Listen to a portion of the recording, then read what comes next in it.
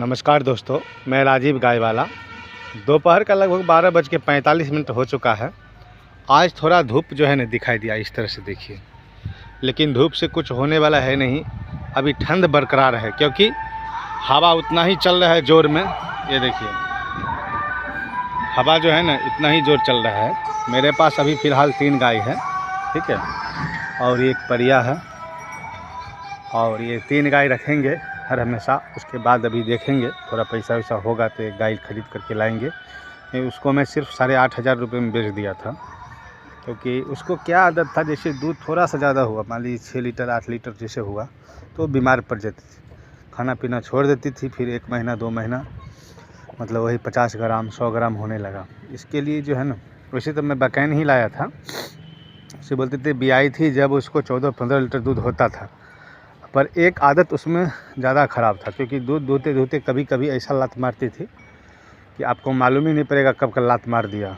इसके लिए, और मेरे पास तो मशीन है नहीं कि मैं मशीन से दूह लूँ गाय को, और पछौट लगाने नहीं देती थी। जैसे रस्सी बांध दिया पैर में, जैसे इस गाय को बांध देता हूँ मैं पैर में रस्सी, तो इसका आदत जो रहेगा वही रहेगा। इसके लिए, और कभी मान लीजिए बच्चा उच्चा दूध दुहेगा तो दिक्कत हो जाएगा। बच्चा जैसा वो मेरा भांजा है, कभी कभी मैं नहीं रहता हूँ, 1-2 घंटे के लिए किधर निकल गया। वैसे ज़्यादा देर निकलता नहीं, कभी कभी ऐसा। और ये तीनों गाय को जो है ना, ये तो इसको तो ये पहले से बचपन से मतलब इसको दूहता था, अपने आप दूध दूहना छुप छुप के दूह लेता था। ये बड़ी वाली गाय को, और इसको जो है, इसको थोड़ा रस्सी बांधना पर इसको बारे में पता है कि ये लात मारेगी, पर उसको कुछ पता ही नहीं था कब लात मार देगी।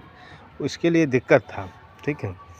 आज का मेरा विशेष टॉपिक यही है कि आप गाय को जो है ना दूध दूह कर कैसे इनकम कर सकते हैं।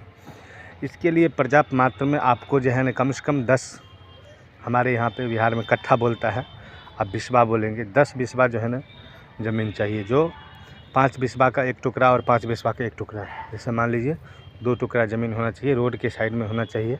नहीं तो एक खेत अंदर भी है, अभी छोटा ट्रैक्टर आ गया, थोड़ा उठाने में दिक्कत होगा। वो दोनों में आप जो है ना हरा चारा हर हमेशा ला के रखेंगे। जैसा एक खिलाएंगे और दूसरा खिलाने वाला होना चाहिए, तब आपको जो है ना, जैसा 10 कट्ठा खेत भी होगा तो आप जो है ना दूध निकाल के बचत कर सकते हैं, कम से कम दिन का 500 से 600 रुपये। और दूध बेचने का ढंग का जो है ना, या तो सेंटर होना चाहिए जो चोर बेईमान नहीं हो, क्योंकि चोर बेईमान जब रहता है तो दिक्कत हो जाता है, ठीक है। अच्छा आदमी होना चाहिए जो दूध का सही रेट लगाता हो, ठीक है, तभी आपको फ़ायदा होगा। और सेंटर वाले भी बहुत ऐसा करते हैं, ठीक है, कि दूध का रेट ऑटोमेटिक कम हो जाता है। अभी मेरा दूध का रेट ज़्यादा नहीं चल रहा है, वही 35 रुपये 34 रुपये लीटर चल रहा है। पहले 37-38 चलता था। फिर मालूम नहीं क्या हो रहा है इसमें। ठंड के समय में दूध का रेट बढ़ना चाहिए तो ऑटोमेटिक घटा देता है ये लोग। अब क्या करता है नहीं करता है मालूम नहीं।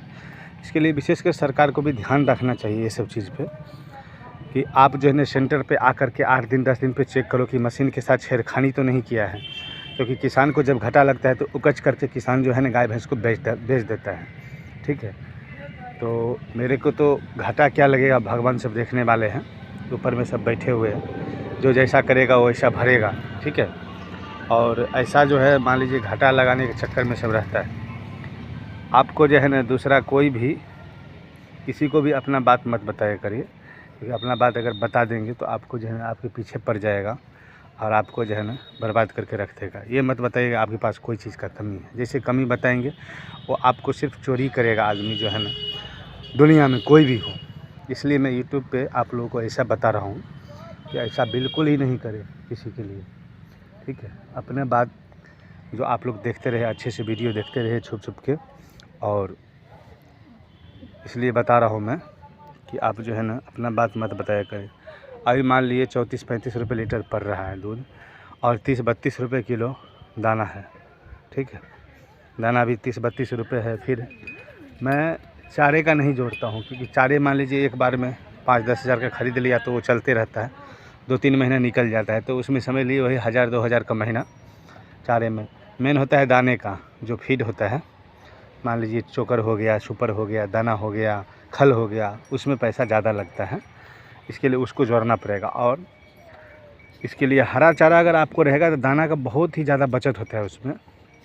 हरा चारा का जुगाड़ इस तरह से करें और अच्छे से जो है ना, अगर आप गाय भैंस पालते हैं तो हरा चारा जो है ना अपना, अगर मान लीजिए आपके पास ज़्यादा खेत है भी नहीं, फिर भी आप 10 कट्ठा भी है, 5 कट्ठा भी है, तो थोड़ा बटाई पे ले ले, थोड़ा भरना ले ले और उसमें लगाएं। उसके बाद लगाने के बाद जो है ना आप गाय रख सकते हैं अच्छे से, और गांव देहात में भी अच्छे इनकम कर सकते हैं। दूसरा, अगर मान लीजिए अगल बगल में कोई उठौना लेता हो या सेंटर नहीं, कोई दुकान मिल जाए थोड़ा दूर हट करके, जैसे मान लीजिए थोड़ा दूर हट के कोई बाज़ार है, उसमें जा कर के आप एक दुकान लगा ले दूध का, ठीक है। नहीं तो सुबह शाम किसी दुकान पे खड़ा होकर के बेच दे।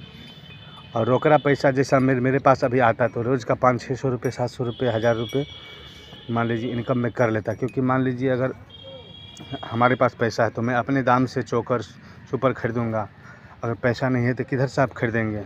इसके लिए जो है ना आपको थोड़ा सा और मेहनत करना, दूध बेचने के लिए मेहनत करना पड़ेगा। जब तक दूध बेचने के लिए मेहनत नहीं करेंगे तो आपके पास पैसा वही समझ लीजिए 200-300 होगा। 200-300 होगा तो समझ लीजिए मजदूरी मान लीजिए मिला जुला करके हो गया। घर में है तो घर का अनाज आप खाते हैं, बाहर रहेंगे तो बाहर का अनाज खाएंगे। तो बाहर में अभी ऐसा हो गया है कि नया आदमी कोई भी जाता है तो 10,000 12,000 रुपये देता है। 10-12 हज़ार देगा तो उसमें आपको इनकम होगा ही नहीं कुछ भी। तो 10-12 हज़ार में समझ लीजिए आप जो है 7-8 हज़ार रुपये खर्चा कर देंगे, 4,000 रुपये होगा आपके पास। अगर मान लीजिए शादीशुदा है, बीवी बच्चा है, माँ बाप है, तो आप कैसे देख पाएंगे उन लोगों को 4,000 रुपये में? क्योंकि आप अकेले 7-8 हज़ार रुपये जब खा जाते हैं तो नहीं देख पाएंगे। और घर पे हैं तो सबको देखते हुए मान लीजिए 300 रुपये हुआ तो 200 में आप चला लेंगे, फिर भी 100 रुपये 50 रुपये आपको बचत में हो जाएगा। वो 100-50 रुपये अगर बचत में हो गया तो अच्छा है, ठीक है। आप लोग अच्छे से वीडियो को देखते रहें, लाइक करिए, और जो अभी तक सब्सक्राइब नहीं किए हैं वो भी कर लीजिए। थैंक यू, बहुत बहुत धन्यवाद। मैं राजीव गायवाला।